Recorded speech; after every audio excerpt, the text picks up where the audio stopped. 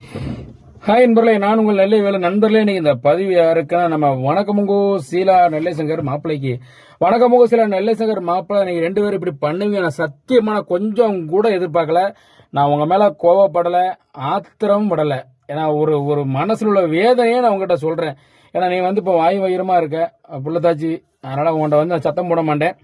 உனக்கு ஒரு அட்வைஸ் தான் நான் அண்ணனா பண்றேமா. நீங்க நெல்லை சங்கர் மாப்பிள்ளை வணக்கமுங்கோ சீலா என்ன பண்ணாங்க, எதுக்கான அவ்வளோ கோவப்படுறேங்கிறத இந்த வீடியோவில் சொல்கிறேன், வாங்க பார்க்கலாம்.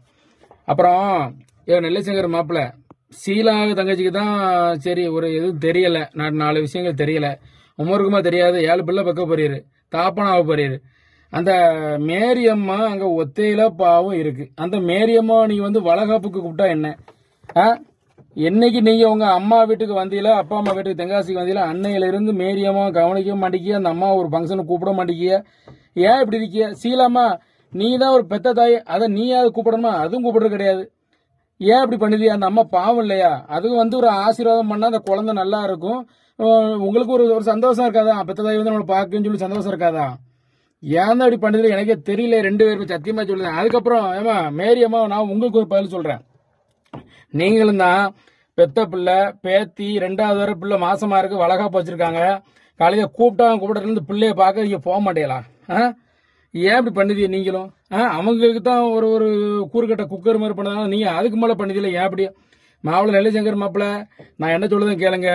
இனிமேல் போகிறது போட்டோம், இனிமேலாவது மேரி அம்மாவை போய் நீங்களும் சீலாவை ஃபோன் போட்டால் கூப்பிடுங்க. இல்லைன்னா அந்த அம்மாவை நீங்களாக போய் வண்டியில் வச்சு கூட்டிட்டு இந்த பேத்தியவாது சின்ன குழந்தைய நைனிக்காக பார்க்கறதுக்கு கூப்பிடுங்க. மாசமா நேரம் அம்மா அவ கூட இருந்து ஒரு 2 நாளைக்கு இருந்து 10 நாளைக்கு இருந்து பார்த்துட்டு போகணுமா? அதை விட்டுட்டு வளகாப்புக்கும் கூப்பிட மாட்டேங்கிய, பிள்ளைய பார்க்க அதுவும் வர மாட்டேக்கு.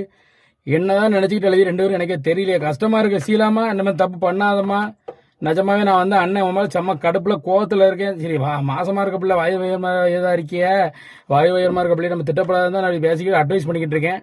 அதனால 2 பேருமே போய் கண்டிப்பா மேரியம்மா கூப்பிட்டு எந்த விஷயம்னாலும் கலந்துக்கோங்க. அது உனக்கு தாய், அவங்களும் ஆடை விட்டுட்டு வர மாட்டாங்க, ஆடும் பார்க்க பிள்ளைய பார்க்க மாட்டாங்க. இது என்னவோ சந்தோஷமா இருங்க.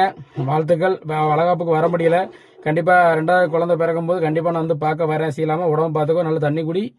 மாப்பிள்ள தங்கச்சியை பார்த்துக்கோங்க, சீலாமா பார்த்துக்கோங்க. நெல்லை சங்கர் மாப்பிள்ள ரைட் நம்பர். இந்த பதிவு உங்களுக்கு பிடிச்சினா லைக் பண்ணி கமெண்ட் பண்ணி ஷேர் பண்ணி மறக்காம நம்ம பேப்பர் 248 சேனலை சப்ஸ்கிரைப் பண்ணி பெல் அமைக்கிறீங்க. நன்றி, வணக்கம்.